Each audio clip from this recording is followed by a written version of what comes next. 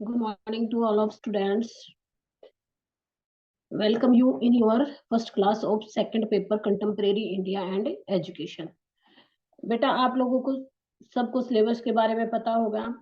तो आज जो हमारा पेपर है वो है second paper contemporary India and education, यानी कि समकालीन भारत और शिक्षा। समकालीन यानी कि आज के टाइम में हमारे इंडिया में एजुकेशन क्या है, उसके लिए हमारी गवर्नमेंट ने कौन से प्रोविजन रखे हैं, कौन कौन सी पॉलिसी हमारे सामने है, कितने कमीशन बनाए हैं, तो ये सारी चीजें आज हम पढ़ेंगे। तो जो सेकंड पेपर है बेटा ये आपका 100 मार्क्स का है और 80 मार्क्स की आपकी थ्योरी है, 20 मार्क्स आपके इंटरनल है। ठीक है।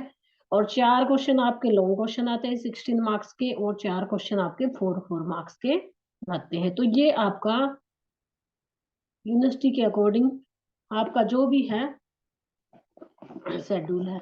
तो आज का जो हमारा टॉपिक है, सबसे पहले ये जो सब्जेक्ट है आपका, ये एक तरह से पूरा का पूरा जो हमारे फैक्ट्स होते हैं उसके ऊपर डिपेंड है।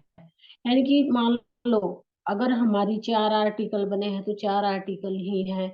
अगर 6 हमारी हमारे शेड्यूल्स हैं तो 6 हमारे शेड्यूल्स हैं। यानी कि कहने का मतलब ये है कि एक तरह से ये हमारा वो सब्जेक्ट है जिसमें हम जो फैक्ट हमारे सामने हैं, जो आंकड़े, जो तथ्य हमारे सामने प्रस्तुत किए गए हैं, उन्हीं के विषय में हम जानेंगे। तो सबसे पहले जो मेन है बेटा, आज का मैं सिलेबस एक बार डिस्कस कर लेती हूँ आप लोगों से। तो फर्स्ट यूनिट है वो है हमारा constitution of India and education, यानी कि कॉन्स्टिट्यूशन संविधान इंडिया, कॉन्स्टिट्यूशन ऑफ इंडिया यानी कि भारत का संविधान और एजुकेशन। इसमें देखो बहुत सारी चीजें हैं। ये हमारा मेन जो फर्स्ट पार्ट है वो है, यानी कि हमारे भारत का संविधान कैसा है, कॉन्स्टिट्यूशन कैसा है, इसमें क्या प्रोविजन रखे गए हैं, कितने इसमें आर्टिकल हैं, कितने इसमें अनुसूचित हैं, और इसमें एससी बीसी ओबीसी या फिर हमारे जो शेड्यूल कास्ट हैं या ट्राइबल एरिया हैं उनके बच्चों की एजुकेशन के लिए, गर्ल्स एजुकेशन के लिए, और जो हमारा ट्राइबल एरिया है वहां पर एजुकेशन पहुंचाने के लिए क्या प्रोविजन रखा गया है। क्योंकि हमारी सारी की सारी चीजें हमारे संविधान में लिखित होती हैं। देखो आप प्राइमरी लेवल से ही यानी कि 6th 7th के बाद आप अपने कॉन्स्टिट्यूशन के विषय में सारे के सारे बच्चे पढ़ चुके हैं। तो संविधान क्या है, ये कब बनकर तैयार हुआ, किसमें इसको जो प्रारूप समिति इसके लिए जिसका गठन किया गया था उसमें कितने सदस्य थे, ये सारी चीजें मैं आपको करवाऊंगी। इसके बाद जो हमारा नेक्स्ट पॉइंट है वो है कंकरेंट स्टेटस ऑफ एजुकेशन, यानी कि जो हमारी शिक्षा है उसका कंकरेंट यानी कि जो प्रेजेंट में क्या स्टेटस है, इसको कौन सी अनुसूची में रखा है, इसको कौन से आर्टिकल इसके लिए प्रोविजन दिया गया है, आर्टिकल्स का, आरटीई कब लागू मानेंगे। फिर हमारा सोशल डिसएडवांटेज सेगमेंट, यानी कि जो हमारे सामाजिक रूप से जो पिछड़े हुए इलाके हैं,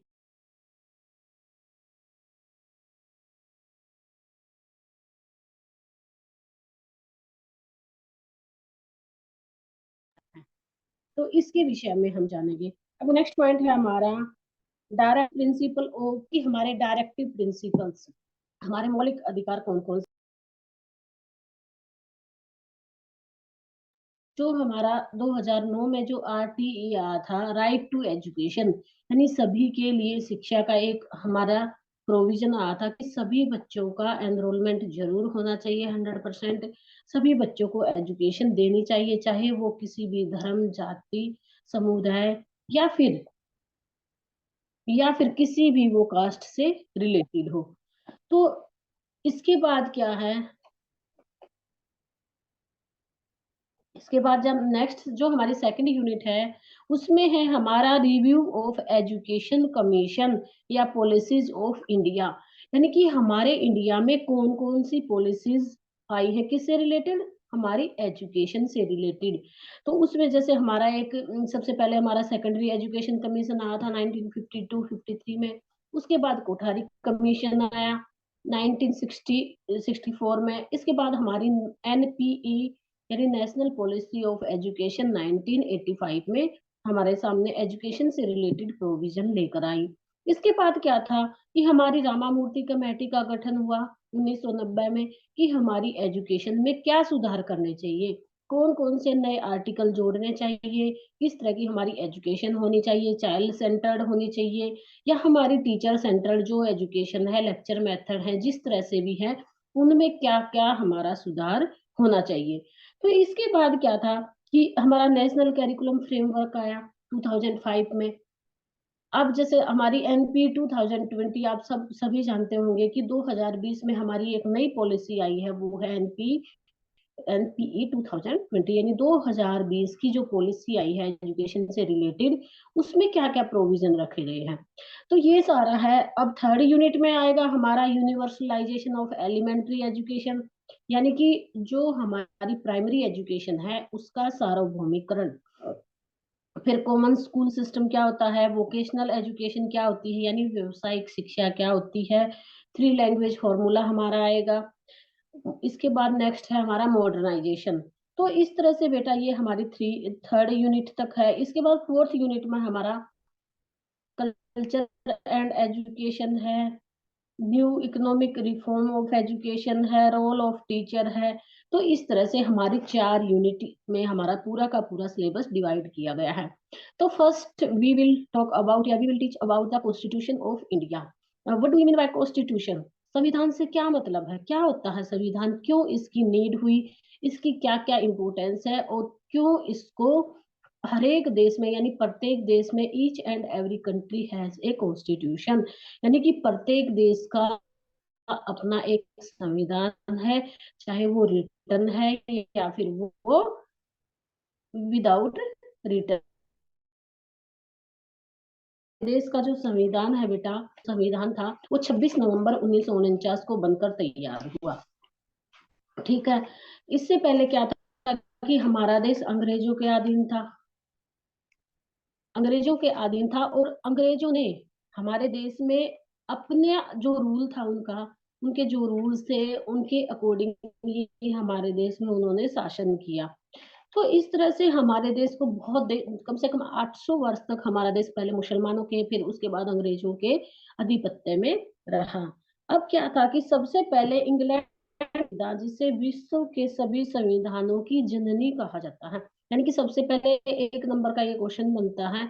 और ये क्वेश्चन बेटा आपका जो आगे आप सी टेट दोगे या एच टेट दोगे तो उन में आएगा। मतलब जो आप बीएड में, मेरी बात ध्यान से सुनो, बीएड का ऑलमोस्ट सिलेबस, जैसे आपका फर्स्ट पेपर है growing childhood and growing up है, ये कंटेम्प्रेरी इंडिया एंड एजुकेशन है। तो इनमें जो आपका इतना डिटेल से आप पढ़ना कि कम से कम आपका 50% ये उसी सिलेबस को कवर करेगा। तो अब एक नंबर का क्वेश्चन बनता है कि सबसे पहले किस देश में संविधान बना, या mother of all constitution is called off England constitution, यानी कि जो इंग्लैंड का संविधान है उसको एक मदर या एक जननी के रूप में कहा जाता है सभी देशों का संविधान को। यानी कि सबसे पहले इंग्लैंड का संविधान हमारे सामने बनकर तैयार हुआ। तो इसके बाद इंग्लैंड का जो संविधान था वो ना तो पूरा लिखा हुआ था बेटा, यानी ना तो रिटर्न था और ना ही पूरा विदाउट रिटर्न था, यानी कि कुछ लिखा हुआ था, उसका कुछ अंश, और कुछ उसका बिना लिखे था। तो ओरल भी था। लेकिन जब हमारा इंग्लैंड का संविधान बनकर तैयार हुआ, इसके बाद जितने भी हमारे नेता थे उनके सामने ये प्रश्न उठता है कि हमारे देश का भी एक संविधान होना चाहिए। अगर संविधान नहीं होगा तो क्या है, अस्त व्यस्त पूरे देश में जो है अस्त व्यस्त की जो बढ़ोतरी हो, ठीक, चारों तरफ जो है होगा, रूल एंड डिवाइड वाला होगा, या तो कानून होंगे। तो अब क्या है, सामने कुछ राइट्स है, कुछ ड्यूटियां हैं। जो भी कोई कानून तोड़ता है तो उसको पुलिस के अधीन सजा दी जाती है। मान लो कोई भी एससी बीसी या ओबीसी कोई भी चाइल्ड है, उसको हर स्कूल या मदरसे या जहां भी वो एजुकेशन लेना चाहे, गर्ल्स चाइल्ड भी है, वो एजुकेशन ले सकते हैं। लेकिन पहले क्या था कि जो उच्च जाति के जो व्यक्ति थे वो क्या करते थे कि हमारे जो निम्न जाति के जो व्यक्ति थे उनको स्कूलों में या फिर आपके मंदिरों में या फिर कुओं पे तालाबों पे इस जगह जाने की उनको परमिशन नहीं थी। लेकिन फिर क्या हुआ कि आर्टिकल 17 हमारे सामने एक आया, यानी जो अनुच्छेद 17 है उसमें ये बताएगा अगर मान लो कोई व्यक्ति उसके साथ छुआछात का भेदभाव करते हैं तो हम पुलिस में उसकी कंप्लेंट कर सकते हैं। और हमारे संविधान में ये प्रोविजन है, हमारे संविधान में ये लिखित रूप से एक धारा आर्टिकल जो है वो लागू किया गया कि किसी भी व्यक्ति के साथ भेदभाव नहीं किया जाएगा। तो इस तरह से क्या हुआ, इस तरह से हम लोग स्ट्रोंग बने, यानी कि हमारे पास अपना कानून है, उस कानून के तहत हमारे जो अधिकार हैं उनका कोई भी हनन नहीं कर सकता। तो इसके बाद क्या हुआ कि हमारा संविधान इंडिया के ने भी जितने भी हमारे, चाहे वो हमारे दादा भाई नौरोजी थे या सीवी कृपलानी थे, डॉक्टर भीमराव अंबेडकर जी थे, उनके ये आवश्यकता हुई चाहिए जो हमारे देश के लोगों के अधिकारों और उनके कर्तव्यों के विषय में उन्हें बता सके। तो सबसे पहले क्या था, भारत का एक लिखित संविधान है, यानी कि हमारा जो संविधान है वो क्या है, रिटन है। और जब हमारे देश का जो संविधान लागू हुआ तो उसके लिए सबसे पहली बैठक हुई थी हमारी 9 दिसंबर 1946 को। और इसके जो सच्चिदानंद सिन्हा जी थे वो इसके अस्थायी। और ये क्वेश्चन जब मैंने स्टार्ट किया तो जो हमारी संविधान सभा की पहली बैठक कब हुई थी, 9 दिसंबर 1946 को। और इसके जो टेम्परेरी जो चेयरपर्सन थे वो थे डॉक्टर सच्चिदानंद सिन्हा। तो जो डॉक्टर सच्चिदानंद सिन्हा जी थे वो कुछ टाइम के लिए इसके प्रेसिडेंट चुने गए। इसके बाद जो सेकंड जो बैठक हुई संविधान सभा की वो 11 दिसंबर 1946 को टैक्स बना दिया गया। आप ध्यान से सुनो, 1946 को। और दूसरी कब हुई, 11 दिसंबर मैम वॉइस क्लियर 1946 नहीं आ रही मैम को। आपकी। तो जो 9 दिसंबर वाली थी वो हमारी क्या थी, वो टेम्परेरी अध्यक्ष थे, कौन थे, डॉक्टर सचिदानंद साहब। और जो हमारी 11 दिसंबर को बिल्कुल परमानेंट अध्यक्ष बना दिया गया। तो इस प्रकार से हमारे संविधान का गठन हुआ। और इसके लिए एक हमारी प्रारूप जो कमेटी तैयार की गई, तो उसमें कौन कौन से, जैसे मैंने अभी बताया था, डॉक्टर भीमराव अंबेडकर थे, सीबी कृपलानी थे, डॉक्टर राजेंद्र प्रसाद थे, सरदार वल्लभ भाई पटेल थे, मौलाना अब्दुल कलाम आजाद जी थे। तो हमारा संविधान था वो जब हमारी ये बैठक हुई तो 26 नवंबर 1949 को हमारा संविधान बनकर तैयार हो गया था। यानी कि कब तैयार हुआ हमारा संविधान, हम क्या करते हैं, 26 जनवरी 1950 को हम क्या गणतंत्र दिवस मनाते हैं, क्यों, क्योंकि इस दिन हमारा संविधान लागू हुआ था, 26 जनवरी 1950 को। बट हमारा संविधान बनकर कब तैयार हुआ था, 26 नवंबर 1949 का। और जब हमारा संविधान बना उसमें उसके बनने में 2 वर्ष 11 महीने 18 दिन और 2 घंटे का समय लगा। यानी कि जब 1946 हमारी प्रारूप कमेटी का गठन हुआ था, उसके बाद लगा 46 के लगाकर 49 तक संविधान बनने में लगा। इसके बाद क्या हुआ कि 26 नवंबर 1949 को इसको लागू कर दिया गया। अब हमारे संविधान की विशेषता क्या है, कैसा है हमारा संविधान, तो इसके विषय में मैं अभी आप लोगों को बताती हूँ कि जो हमारा संविधान लागू हुआ था 26 जनवरी 1949 को, उसमें उस संविधान के विषय में हमारे जो जितने भी, चाहे वो नेहरू रिपोर्ट थी या फिर जो हमारा मैम आवाज क्लियर नहीं आ रही नाइनटीन, आपकी। बहुत सारी चीजें ऐसी थी कि हमें दूसरे देशों से भी लेनी पड़ी। तो इसलिए the Indian constitution is a bag of borrowing. Sorry बेटा। कि हम मैम हमारे आवाज क्लियर नहीं संविधान आ का रही। क्यों कहा जाता है जैसे अमेरिका से। मैम बहुत डिस्टरबेंस हो रहा है। Yes ma'am. मैम क्लियर नहीं आ रही आवाज। ओके बेटा, मैं दोबारा से नेट स्टार्ट कर देती। Yes ma'am. तो हमारा जो संविधान था, जो हमारा कॉन्स्टिट्यूशन था, तो उसमें उसकी क्या विशेषताएं थी बेटा? कौन कौन सी विशेषताएं थी उसकी? क्या इम्पोर्टेंस है उसकी? क्यों इसको लागू किया गया? इसकी फीचर्स कौन कौन सी थी? सबसे पहले ये जो हमारा संविधान था, यानी constitution of India is beginning with the preamble. यानी कि ये कब से, किससे स्टार्ट हुआ? एक प्रेम्बल है, एक प्रस्तावना है बेटा। ये अलग से क्वेश्चन बनता है प्रेम्बल वाला, ये मैं नेक्स्ट क्लास में आप लोगों को करवाऊंगी। तो प्रेम्बल क्या थी? ये एक प्रस्तावना थी, इसमें एक शपथ ली गई थी, यानी कि इसमें हमारे देश को समाजवादी, धर्मनिरपेक्ष, लोकतंत्र और गणराज्य घोषित किया गया था, यानी सोशलिस्ट रिपब्लिक जो कंट्री है उसको डिक्लेयर किया गया था। किसमें? हमारी प्रेम्बल में।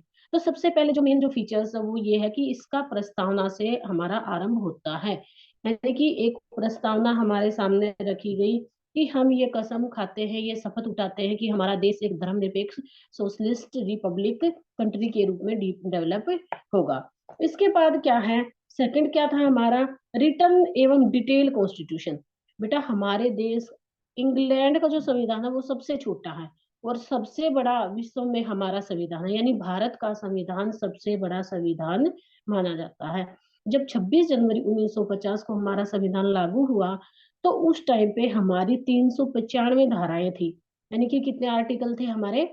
395, 395 हमारी धाराएं थी और 8 हमारी अनुसूचियां थी, आर्टिकल जो हमारी शेड्यूल्स थे, यानी 395 हमारे आर्टिकल और 8 हमारे शेड्यूल थे।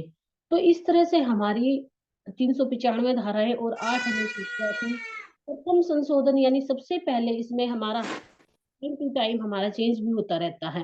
मान लो कोई भी एक्ट हमारे सामने आता है तो हम क्या करेंगे? एक आर्टिकल बनाएंगे, एक कानून बनाएंगे और उस कानून को हम क्या करेंगे कि अपने कॉन्स्टिट्यूशन में उसको डाल देंगे।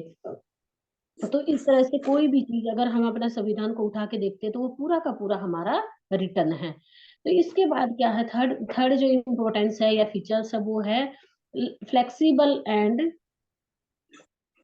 यानी कि हमारा फ्लेक्सिबल है। कैसे फ्लेक्सिबल है? जैसे मैंने अभी बताया था, जब हमारा संविधान हुआ तो एक्ट थे वही थे।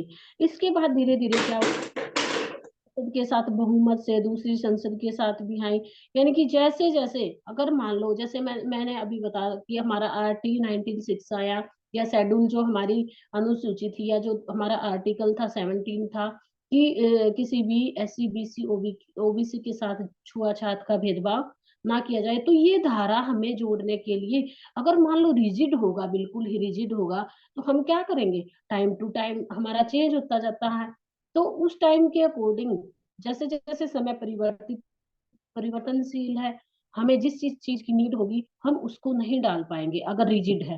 लेकिन अगर फ्लेक्सिबल है, हम देखते हैं जैसे अभी क्या है कि जैसे जो बाल विरोधी कानून बना है, यानी कि 18 वर्ष से कम जो बाल बच्चे हैं अगर वो कोई अपराध करते हैं तो उसके खिलाफ एक कानून बना हुआ है। तो इन सारी चीजों को हमारे संविधान में बीच बीच में किसी भी आर्टिकल में जोड़ दिया जाता है। तो इसलिए हमारा संविधान फ्लेक्सिबल है। सबसे पहले क्या था? Beginning with the preamble. दूसरा था रिटर्न एंड डिटेल कॉन्स्टिट्यूशन। वो थर्ड है हमारा फ्लेक्सिबल। इसके बाद है आपका सेकुलर स्टेट, यानी धर्मनिरपेक्ष राज्य। हमारा जो आर्टिकल 25 से लेकर 28 तक, यानी कि हमारा अनुच्छेद 25 से लेकर 28 तक हमारे देश को धर्मनिरपेक्ष राज्य के रूप में माना गया है। तो इसमें क्या है कि हमारा देश बिल्कुल सेकुलर स्टेट है। क्यों? क्योंकि हमारे देश का अपना कोई भी धर्म नहीं है। सब पूजा पाठ जो उनको करना वो कर सकते हैं, लेकिन उनके सामने कंडीशन एक ही है कि बेटा कोई भी व्यक्ति दूसरे के धर्म को हानि ना पहुंचाते हुए, यानी कि ये नहीं कि हम अपने पूजा पाठ इस तरह से करते हैं इतने, जैसे अभी क्या है कि अभी यूपी में योगी आदित्यनाथ ने क्या किया कि जितने भी मस्जिद थे उनके ऊपर जितने भी जो लाउड स्पीकर थे उनको बंद करवा दिया। क्यों? क्योंकि उनकी आवाजें इतनी तेज थी कि जो दूसरे धर्मों के लोग थे या फिर जो आम पब्लिक थी वो डिस्टर्ब होती थी। तो इसलिए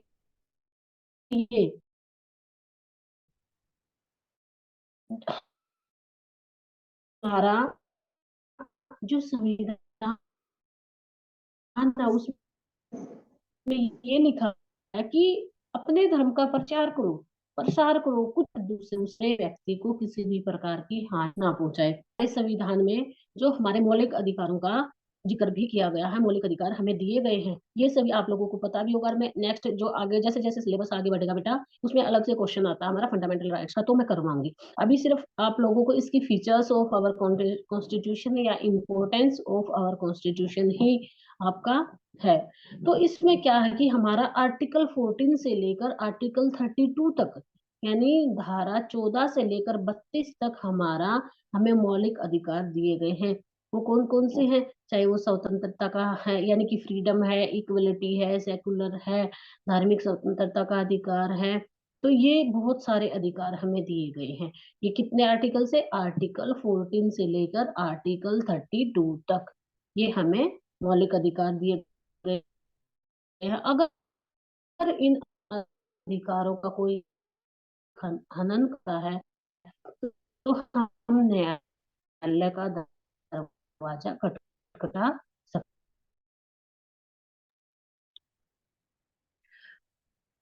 Excuse me, ma'am. The conversation is broke.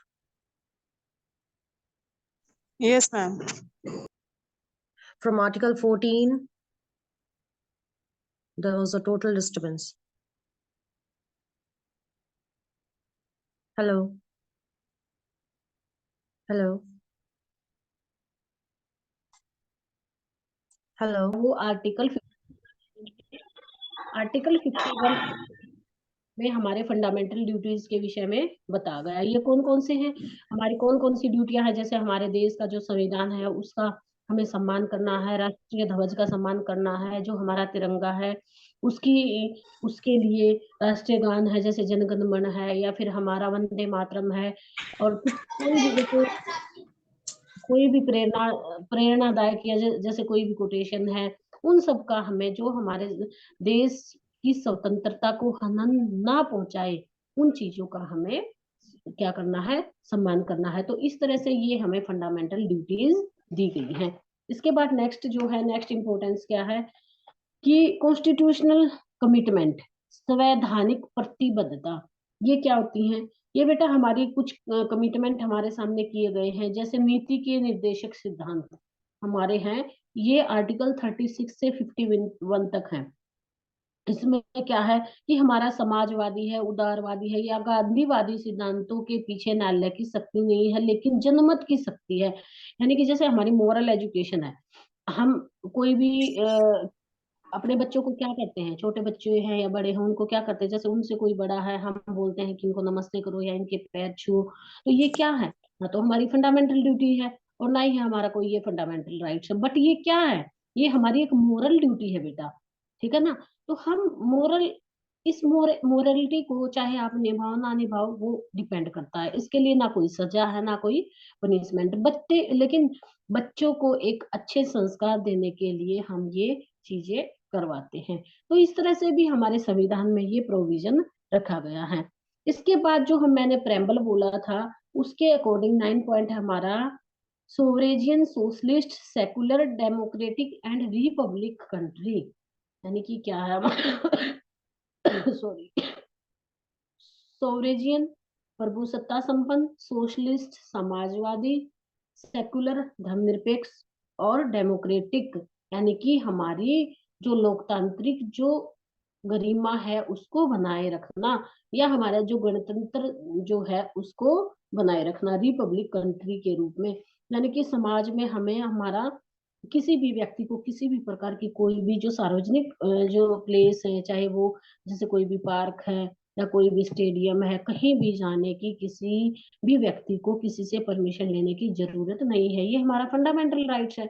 लेकिन हमें उस जो हमारा कानून है उस कानून के दायरे में रहकर हमें इन सारी चीजों के विषय में करना पड़ेगा। इसके बाद क्या है कि ज्वाइंट इलेक्शन है। हमारे संविधान की नेक्स्ट जो विशेषता है या जो इसकी इंपॉर्टेंस है या फीचर्स क्या है कि ज्वाइंट इलेक्शन, यानी कि अधिनियम 1935 में हमारे सामने जो मतदान प्रणाली को वर्तमान संविधान में समाप्त कर दिया था। विभिन्न धर्म का व्यक्ति कहीं से भी चुनाव लड़ सकता है। यानी कि बेटा जो हमारा 1935 में हमारा एक आर्टिकल बना था, तो उस टाइम पे क्या बोला गया कि हम किसी भी कोई भी व्यक्ति है वो कहीं भी जाकर अपने वोट का जो 18 साल से ऊपर जो व्यक्ति है वो अपने वोट का प्रयोग कर सकता है, कहीं से भी चुनाव लड़ सकता है, चाहे वो किसी भी धर्म का है, जाति का है, समुदाय का है। उसको इलेक्शन कमीशन से परमिशन लेकर वो व्यक्ति अपना चुनाव लड़ सकता है। तो इस मतलब किसी भी व्यक्ति के ऊपर कोई भी दबाव नहीं डाला जाता। इसके बाद क्या है कि धर्मनिरपेक्ष, अभी मैंने बताया था सेकुलर कंट्री है हमारी, कोई भी हमारा अपना धर्म नहीं है, सभी धर्मों को समान समझा जाता है। और हर धर्म का अपने अकॉर्डिंग, चाहे कोई भी उनका चिन्ह है, किसी भी प्रकार से उसका प्रचार प्रसार करने की जो प्रणाली है उसको अपना गया है।